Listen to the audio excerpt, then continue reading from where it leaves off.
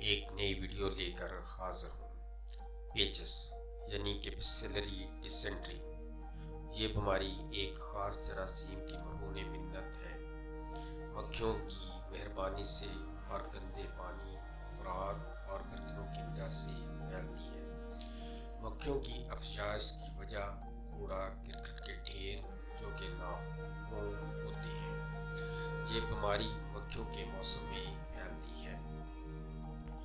کچھ عام بیکٹیریا جو پیچس کا باعث بنتے ہیں وہ یہ ہیں: شگیلا جو شگولوسس کی طرف لے جاتا ہے، سلمونیلا جو سلمونیلا زہر کا سبب بنتا ہے، سلمونیلوسس، کمپائلو بیکٹیریا جو کمپائلو بیکٹیریوسس کا سبب بنتا ہے، کولی کے انفیکشن کا سبب بنتا ہے۔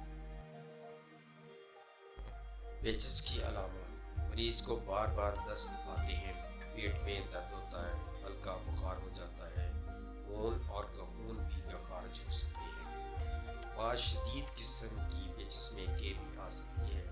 بعض اوقات پیٹ میں سخت مروڑ اور درد ہوتا ہے۔ کمزوری اور ٹانگوں میں درد ہو بھی سکتا ہے۔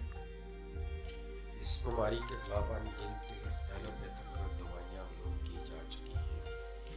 پیچس کے مریض کا علاج: اینٹی بائیوٹک میڈیسن دیں، مثلاً سپروفلوکساسین 500 mg، ایک گولی صبح، ایک گولی شام بڑوں کے لیے۔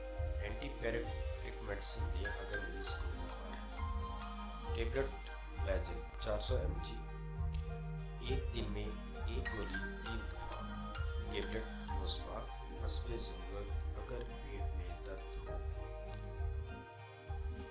اگر مریض کو پخانے کے ساتھ خون آئے تو کیپسول ٹرانسامین 500 mg، ایک صبح شام دیا جا سکتا ہے۔ اگر مریض کو پانی کی کمی ہو تو انجیکشن رنگر 1000 cc حسب ضرورت دی جا سکتی ہے۔